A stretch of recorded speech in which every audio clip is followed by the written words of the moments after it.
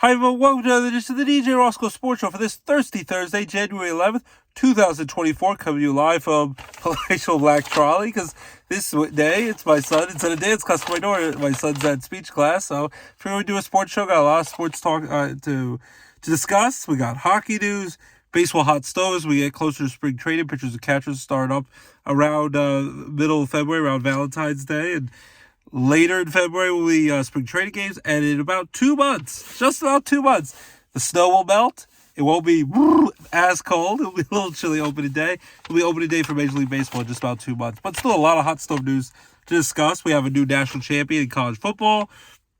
We got coaches carousel galore. Bill Belichick, gone from the Patriots. Ron Rivera, gone from Washington. Pete Carroll, surprisingly, gone from the Seahawks. Who else? Mike Vrabel, gone from the Titans, even though he helped the Steelers out, knocking the Jaguars out of the playoffs. That was good. And then Nick Saban retired from college football after 17 great years at Alabama and 7 national titles overall, 6 with Alabama, 1 with LSU. He's gone. So a lot of interesting stuff to playoff football. Playoffs? That starts up this weekend with Super Wildcard weekend. Lots of games, 6 playoff games overall. So great stuff to talk about. And then, man, my son LJ, in just 5 days, turns 4 years old. On Taco Tuesday. This coming Tuesday, he'll be 4 years old. We got Disney on Ice at Mohegan Sun Arena at Casey Plaza, the hockey arena. That starts up today for people who want to start getting tickets if you haven't got them already. But we're going to go on Saturday night after we go to cover some Penn State's creative basketball games. Back to work with for those games. We got some movies, the Mean Girls musical movie that starts up this weekend. Kind of a remake of the original for the Broadway. They made the original 2004 with Lindsay Lohan, Tina Fey, and now Tina Fey wrote this Broadway musical that's been on Broadway for a while. Now it's going to be in the movies. Beekeeper looks like a fun action movie with Jason Statham, action-packed. Echo looks like a fun Disney Plus Marvel show. That should be a good one. It's supposedly Kingpin and Daredevil are in it, so hopefully that will be good. And I just saw Pete Davidson's new stand-up comedy special on Netflix, so that was good stuff as well. So a lot of fun stuff to talk about. But let's quickly, before we get into the NFL news, let's do some quick hockey stuff. Baby Penguins, they're playing pretty well. Check them out at Mohegan Sun Arena in Wilkes-Barre at the WB. The Pittsburgh Penguins, they will be at home tonight against the Vancouver Canucks tonight at 7 p.m. wearing their alternate jerseys. They just came off a big win against their interstate rivals against the Philadelphia Flyers. They crushed them in Philly 4-1 on Monday. That will be at home against the Canucks tonight. The Rangers will be on the road against the St. Louis Blues tonight at 8 o'clock. Flyers, though, bounce back in a nice way. They won at home in their final game of their 4-game homestand. They beat the Montreal Canadiens 3-2. So hockey's been fun, and we're getting close to the NHL All-Star break. Sidney Crosby made his 10th All-Star selection, so great to see Sid the Kid still doing well all these years later. And then basketball, my New York Knicks, hallelujah, hallelujah, hallelujah. They're actually playing pretty well. They've won 5 straight games. They crushed the Portland Trailblazers a couple of days ago. They will be on the road against the Dallas Mavericks tonight at 8:30. So check out my high-flying New York Knicks. The Lakers still struggling a little bit since they won the NBA Cup, the in-season tournament cup. They need to turn around. They did get a nice win over the Raptors the other night.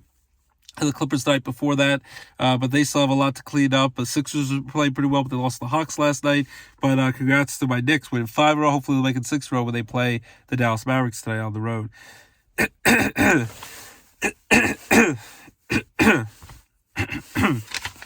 So basketball's been excited. The Knicks played pretty well since they made that trade RJ Barrett to Toronto. Hockey's been fun. Baseball hot stove news. We still want to know where Blake Snell and Jordan Montgomery will go in. I would love to see one of them go to the Yankees. Fingers crossed.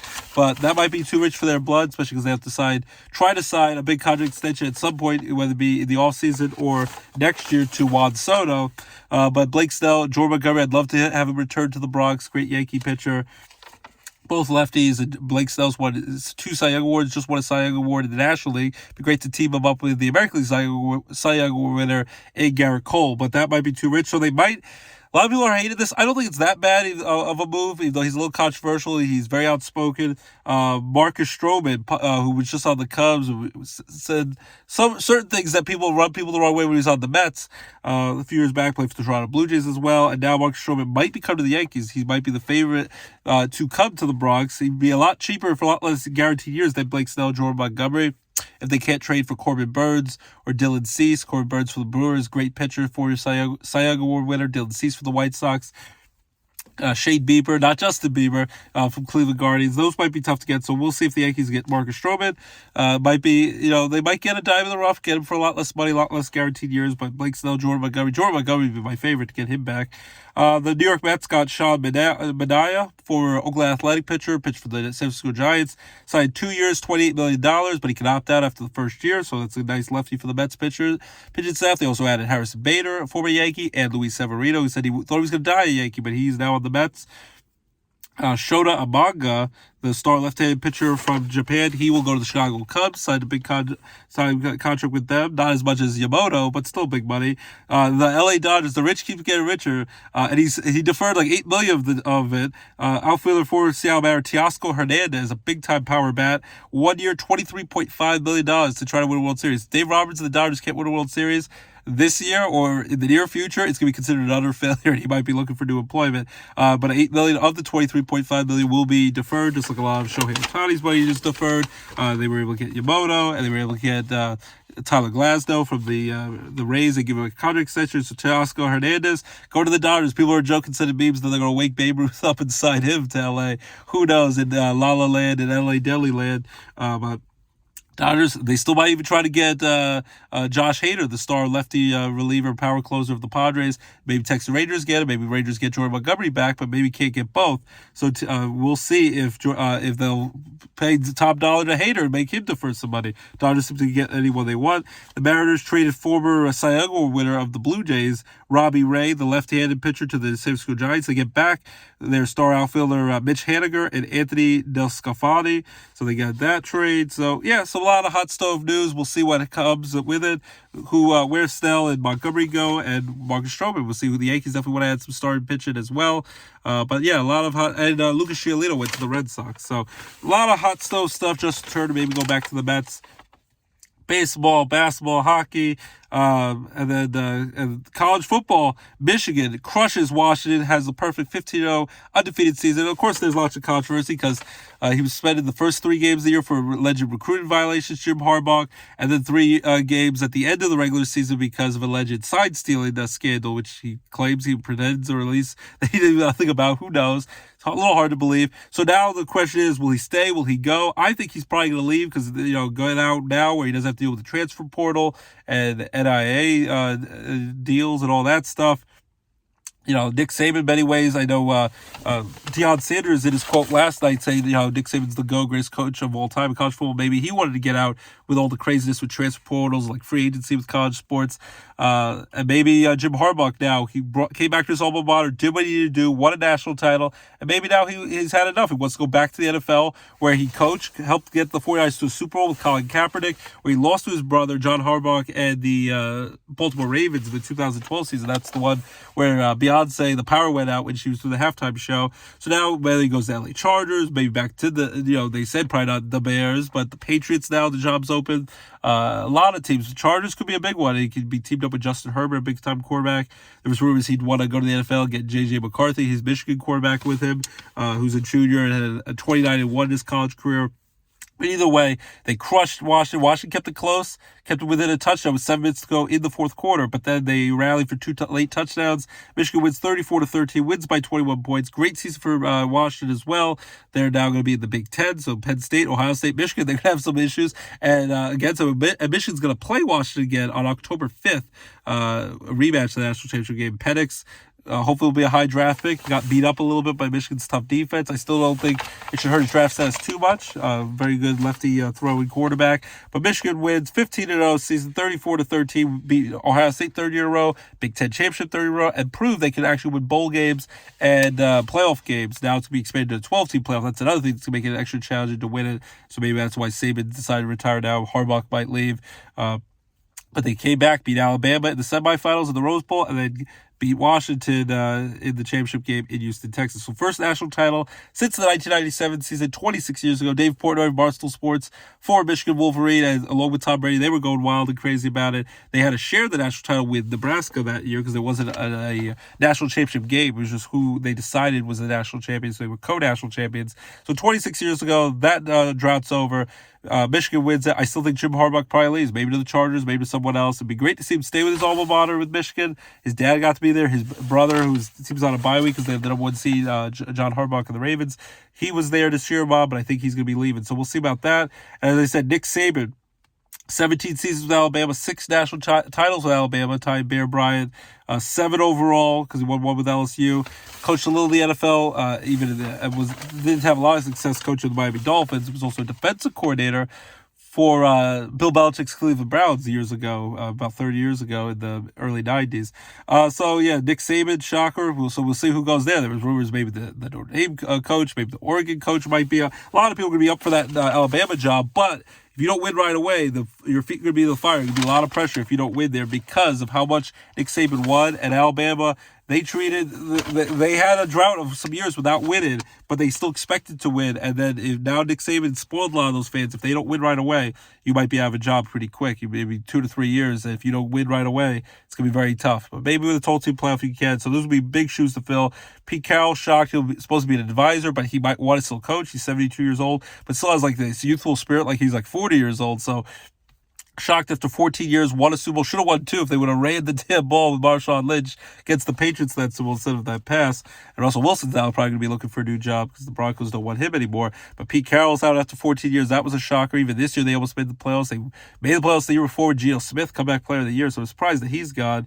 Mike Vrabel did a great job with the Titans last 2 years, had some struggles, but always has that team ready to play. Was able to knock the Jaguars to the playoffs. Surprised after all the success he had, especially early years, got to the conference championship game. Vrabel's gone for the Titans, and probably Derrick Henry, the star running back, will be gone from the Titans after 8 great years. Ron Rivera gone from Washington, not a big shock. They had a lot of struggles, new ownership group. Arthur Smith, the Falcons coach, he's gone. 7, that's not a shock either. They had a lot of struggles with all their talent.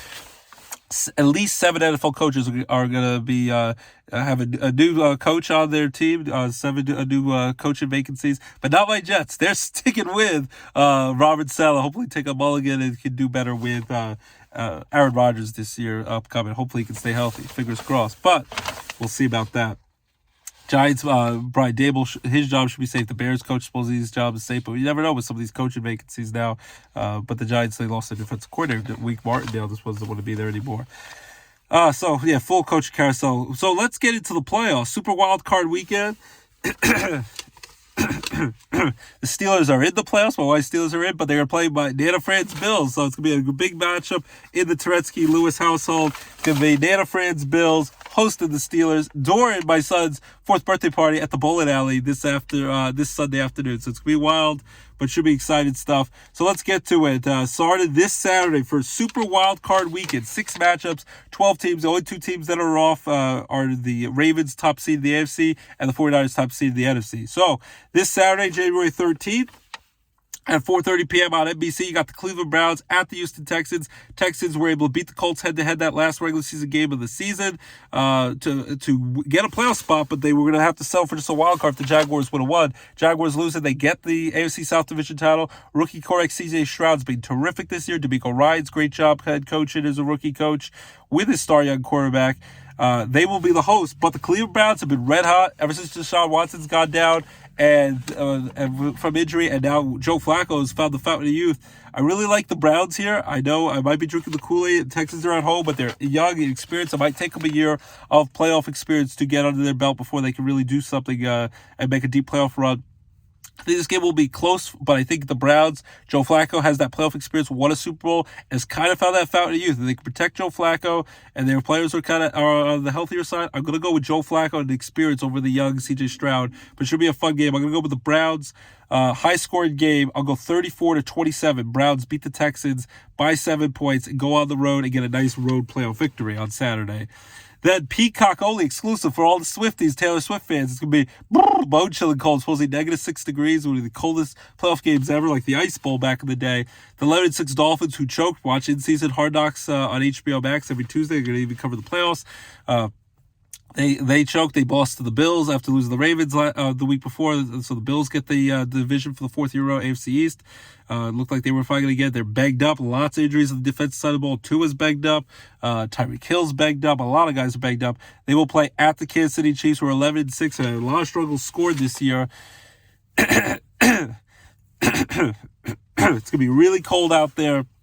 As much as I don't have much confidence in the Chiefs this year, I think the bone-chilling cold weather, they can protect Patrick Mahomes a little bit. They were able to rest their starters last week, and they beat the Chargers anyway.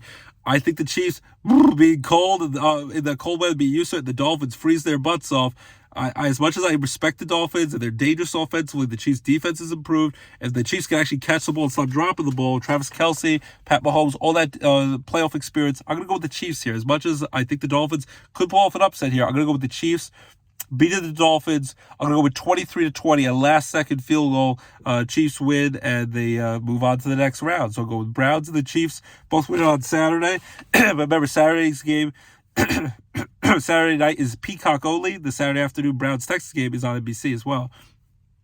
Then on Sunday, fun day, during my son's birthday party on January 14th, they're going to have at 1 o'clock on CBS, the Steelers at the Buffalo Bills. As much as I'm going to root for my wife's Steelers, they're without their star defensive player, probably going to win his second Defensive Player of the Year award.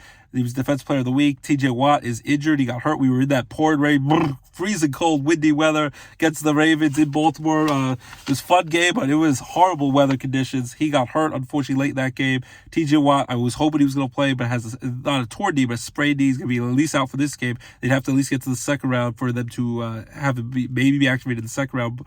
Potential matchup against the Ravens, a rematch against the division rivals. I think the Steelers can keep it close for a while, but in the end, I think too much Josh Allen, unless he's the biggest contributor for the Steelers and turns the ball over a lot, which is a possibility, him running and throwing the ball as much as he does, Josh Allen, when he's on, the turnovers are troublesome, but I think he'll get through this game. And without TJ Watt, that pass rush being at top notch, and Mason Rudolph making his first start in the playoffs, even though he's doing well, and Kenny Pickett's still going to have to sit on the bench. You go with the hot hand, which makes sense. I think the Steelers keep it close for a while, but I think the Bills, they pull away at the end. I'll go with 27-17. Bills win by 10 points. And Anna Fran's Bills, I hope I'm wrong with my white Steelers win. At least they're in the playoffs, unlike my Jets, who it's been 13 years in a row, the longest drought in North American sports right now. I think Anna Fran's Bills win 27-17 to move on to the next round.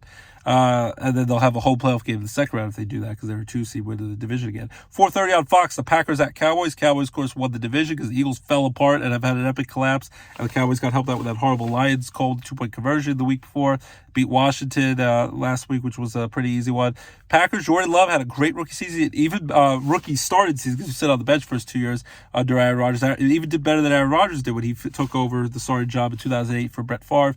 I think the Packers can put a scare in the Cowboys, but the Cowboys are undefeated at home these last two seasons. The Packers, as dangerous as they are, I think they're still limited on offense. I think defensively, they're going to have a hard time shutting down Dak Prescott. As long as he doesn't turn over the ball too much, the Cowboys, Micah Parsons, can be a problem for the Packers to defend and protect Jordan Love. I think the Cowboys win this game. I think Mike McCarthy gets some revenge against his former team, but I think they make it interested, the Packers, but I think the Cowboys pull away late. I'm going to go with 30-20. Cowboys win by 10 over the Packers at home in Dallas.